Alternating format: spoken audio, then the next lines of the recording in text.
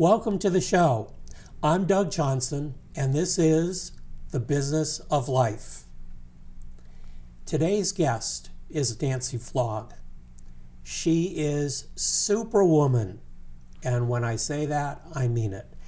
Nancy is a private wealth investor who has all kinds of certifications, and I won't list them here because a lot of them I don't understand. She has won all kinds of awards, and in 2021 was named to Forbes' Top Women Wealth Advisors. Hard to say. She also volunteers her time in the community, enjoys playing tennis, gardening, bird watching, and traveling. You know, I get tired just relating all that to you. Anyway, Nancy is here today to share with us some of her success strategies and her life, her backstory, and how she got to where she is today. So Nancy, thanks so much for being here today. You're welcome, Doug. And we're pleased to have you here. And of course, Mary and I are so pleased to have had you as our financial advisor and friend. Mm-hmm. So let's talk a little bit about your backstory. Okay. And it's pretty interesting. Part of it I know involves meds to math, and I'll let you explain that and go from there. So when I was in school, you know, I was kind of a smart kid. And so you do a lot of math and science, and I enjoyed it. I enjoyed playing out and doing things and looking at microscopes. And so I came through that, mm-hmm. and I went to college, and I came from a blue-collar family. So very kind of disciplined, and the thought was get a good job, a good safe job that you'll have a lot of stability with and a lot of security. So I did that, did my internship, and became a medical technologist. And I did that for actually 6 years. Okay. And the problem was, as much as I loved science and everything that had to do with it, I did not like a nice, safe environment. Interesting. So I was just, you know, knew right away that I was so ambitious and competitive, and there was nowhere for that to be. It was not proper to be there. There wasn't any opportunity. Mm-hmm. You know, I was in the lab, and the only way I could improve was to just be in the lab for 40 years. So I went back and I got my MBA, and I thought, well, okay, I'll get some business experience and see where that leads. And I was kind of adrift with, okay, I got that, now what do you do with it? Mm-hmm.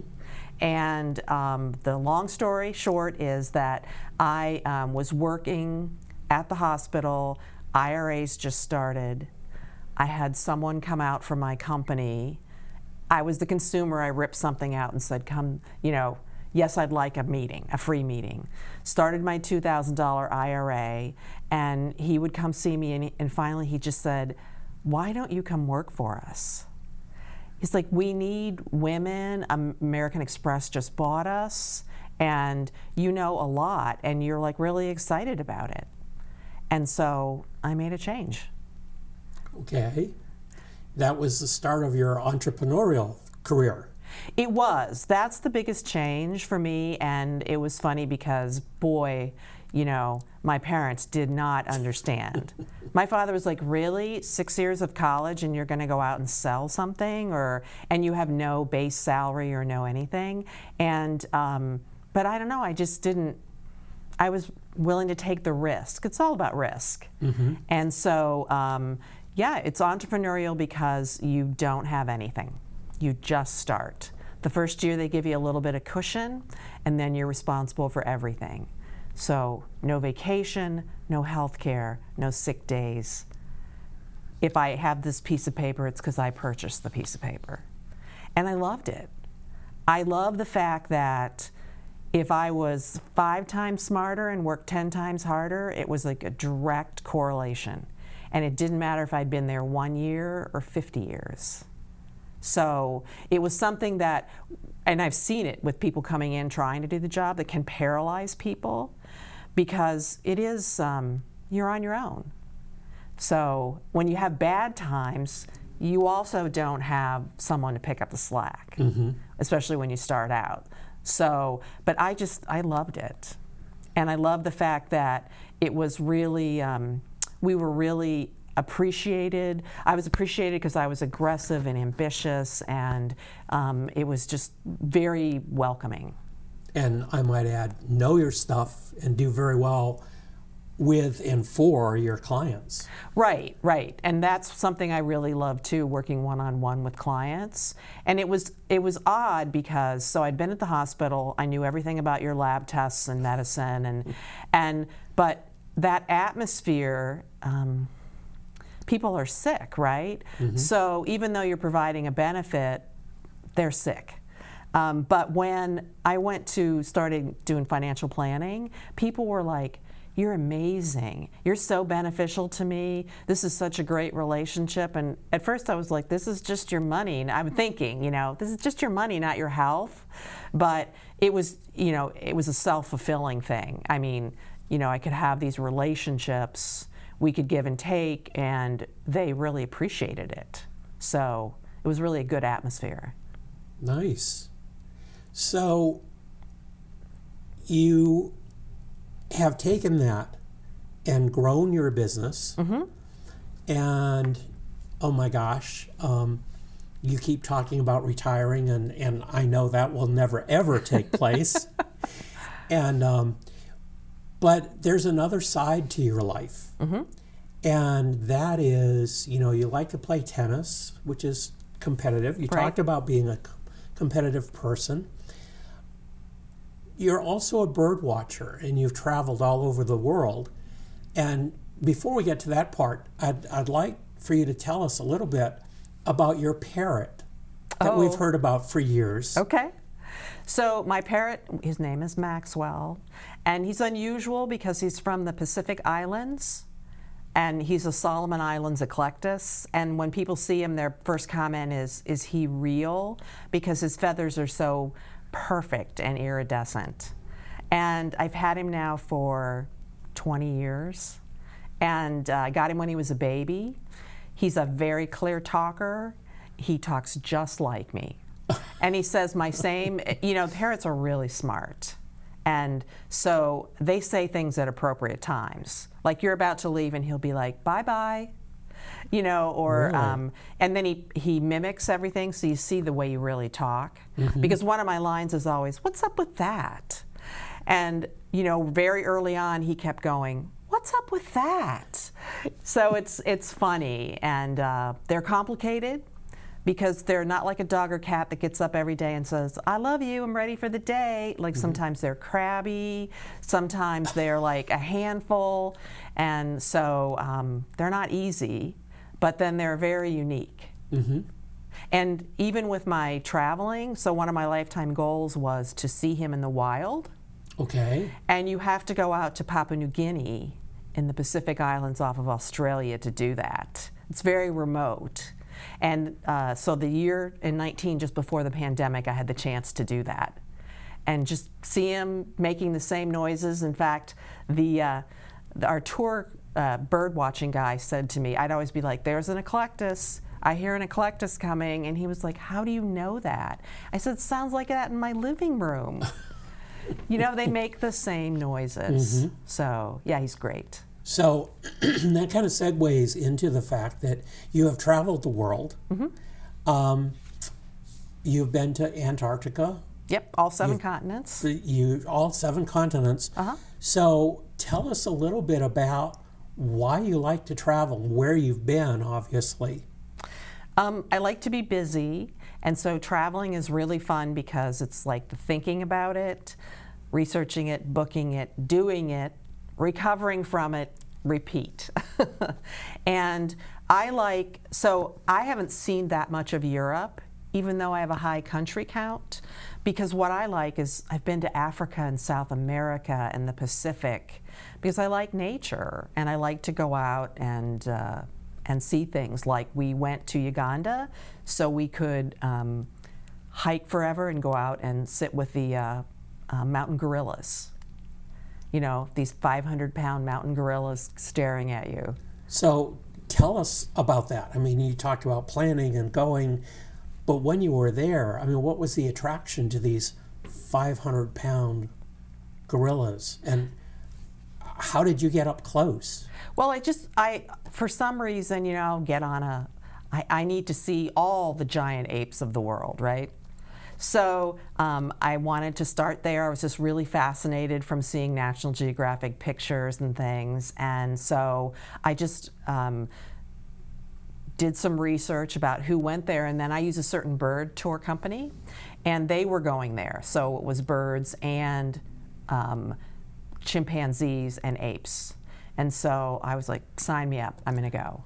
So you have to go to a higher elevation, and they're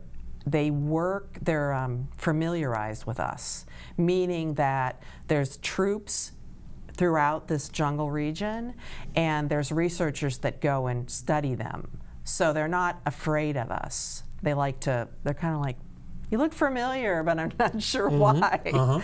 And so yeah, if you find them, you go out with a guide, the guide finds them, and it's very, very regulated, so you only have 40 minutes. You're not interacting or touching them or anything.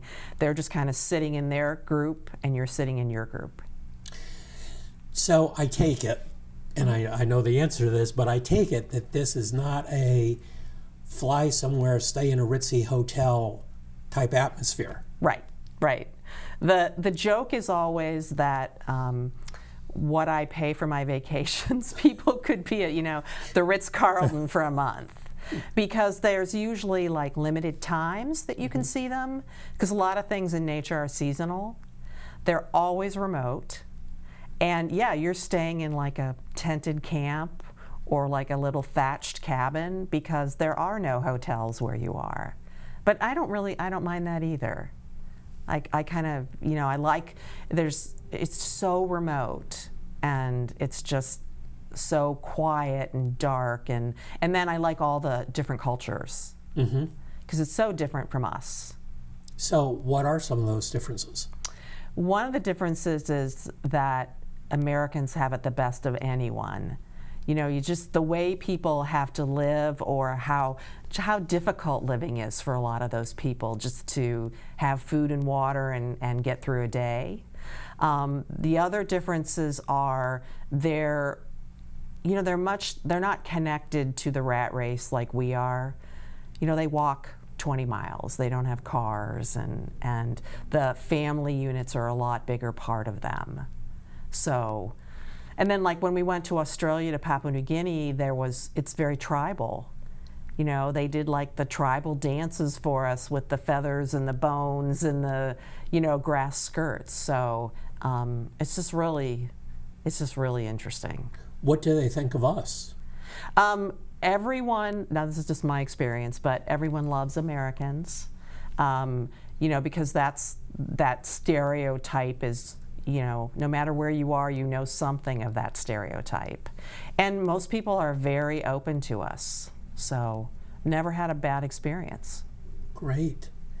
One of the things that you do, Nancy, is you have a flower garden, and you have started a pollinator garden. Why don't you tell us about that, if you would, please? So I live in a community that is, you call it a cluster home community. So it's all planned and neat, and the point of it is to not have extra work. So it had a border, because I sit on a pond, and of course it was just real common shrubs and low maintenance things. So I couldn't leave well enough alone, and I ended up having it expanded, and I tore it all out, and I love flowers, and then I got interested in pollinator gardens, which have beautiful flowers. You can plan, I'm a planner, so you can plan to have blooms from like April through the first hard frost, in October. So, really colorful, really creative. And the pollinator garden was back to science, which is I wanted to attract, butterflies, hummingbirds, and bees. And it if you build it, they will come. So, would you share with our audience why a pollinator garden is so important? Well, I think a pollinator garden is important because we're having trouble with our population of bees, because everything is, they just don't have habitat anymore. And so just giving them a food source is great, and that's what I'm doing. I'm just giving them like a lunch counter. Mm-hmm. And I'd go out in the summer, and all you would hear is just like the humming of all different kinds of bees, and then the moths, the pharaoh moths that come that people sometimes mistake for hummingbirds, and hummingbirds came. I didn't have a specific feeder, but so it was really, it was a lot of research, which I like to do, and then a lot of planning, which I like to do. And my neighbors say, I was going to ask about those neighbors. They say, I think you're absolutely crazy because you're supposed to move to this kind of community to have less work, but we love it. So. Good. So, Nancy, what I'm seeing here is kind of a dichotomy in your personality. On the one hand, super competitive in the work environment, and then going back to nature and quiet and relaxed and laid back. Am I right? No. Okay. No, I can't. It is all those things. It's nature, and I like to see things, but I never can really do things without some kind of like purpose or objective. So if you know a lot about bird watching, it can be very competitive. Okay. So I'm the kind of person who has lists and world lists, and if I go on a trip, I'm like, oh, I'm going to go to this trip, and I have a potential to get 100 new world birds, and I'll put it in my list and I'll watch it, and so it is nice because it's my hobby and it's relaxing and I like to do it. But I wouldn't say it's easy, because some of my friends have gone with me, and one friend proclaimed in the middle of Panama, she just whispered in my ear and said, "Nancy." I said, "Yeah." "We're looking for some little brown bird." And she said, "I just want you to know this is the last bird trip I'm ever going to go on with you." Because, it's really early mornings. So you're on vacation, right? And it's like, well, we'll wake up at 4:30 to have breakfast at 5 to make sure we're there at 5:30. And it's not glamorous. And but I like that kind of thing. I like outdoor things. And the competitiveness is there. It is there. Yeah. Right. And it's with my own, it's just me, if I had this garden, well, it had to be bigger, and then it was like, oh, I have to do all this research to make sure I have like the best plants for the pollinator garden. So on one hand, it's like, it's the hobby, it's the relaxation, it's enjoying it, but on the other hand, it also is tied into, I'm just not casually putting a geranium out. So where did this competitiveness come from? Were your parents that competitive? No. I'm an only child, and my parents were very traditional. They were their parents were from immigrants, and just really interested, World War II people, interested in just having a safe, comfortable life. And I think there were many moments of, where did you come from? Because we don't understand. But they were in a different time. I think part of the other thing too is I had the luxury to try things. So I'm not married and I don't have children. So I was only responsible for myself.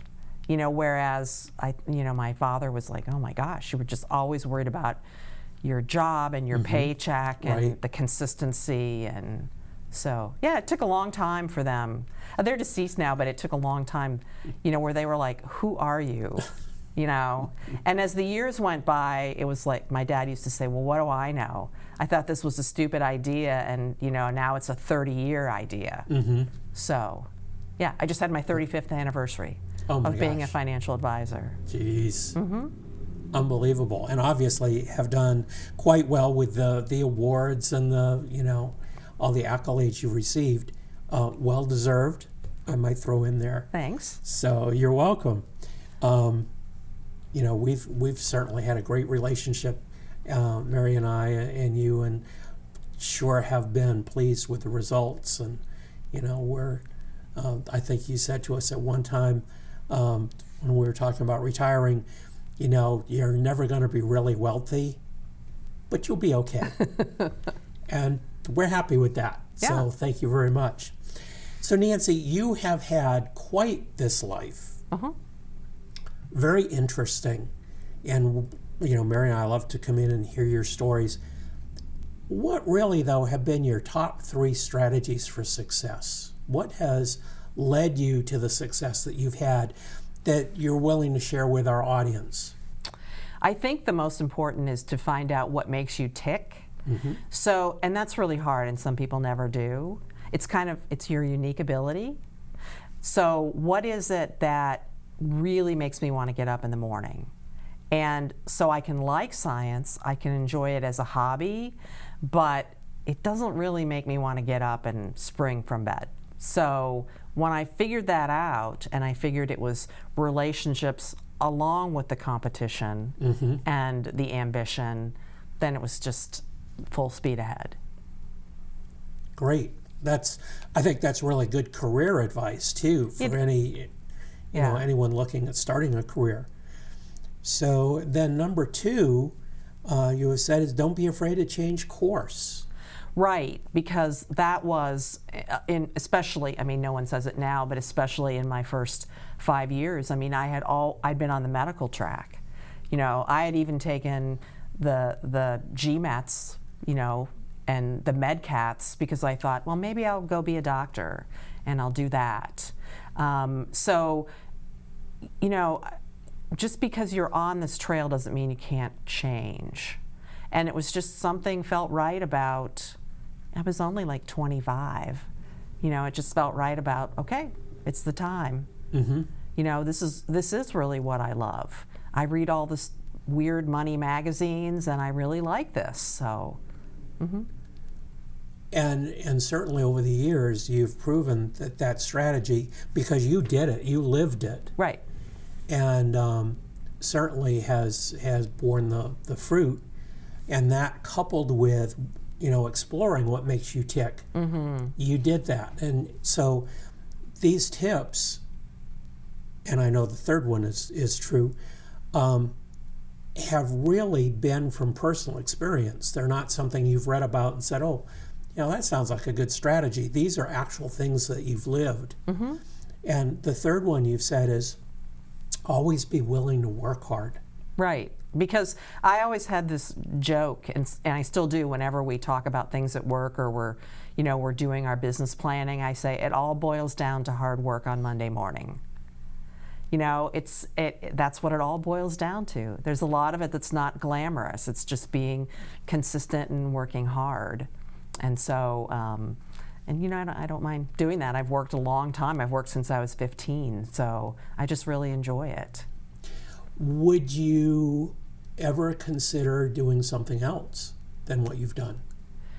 I don't think so. Because people said, oh, why don't you retire and do something else? And I'm really good at this and I really like it. But at the same time, I don't want to be a bird guide. I just want to go and enjoy the experience as the tourist. Mm-hmm. So I don't want to be a landscaping person. I just want to do that and enjoy it on my own for myself. So, no, I really haven't. At one time somebody asked me that and I said, well, I'm too old to be a doctor, and it's really about the only thing I could think of, and it's not even worthwhile because I'm too old now to go through all the med school and everything. But yeah, I just really love what I do. Did your parents ever understand your travel around the world and your birding and your desire to do that? I think that they probably you'd say no, they didn't understand it because it wasn't them, but they were very supportive of it. So there was a lot of eye rolling and a lot of, my mother used to say, if it doesn't have a State Department warning and a CDC vaccination list, you don't want to go. And there's a lot of truth to that, right? Uh-huh. So it would be like, really, could you go to London? You know, and so I wouldn't say they really understood it, but they were just, it was a really good atmosphere because they supported me in being different. So. Any last words of wisdom for our audience? I would just say that, you know, you just need to go step by step in your life and your career, because this has been, you know, 40 years of working between the lab and being an advisor. So it looks like a big, fantastic thing, but it just happened in little steps over that time. So give yourself the chance to just take the small steps. I think that's great advice. Nancy, thank you so much for being here today. Always enjoyable chatting with you. Thanks, Doug. And we're so glad you did it today on camera with our audience. Thank you. Thanks. You're very welcome.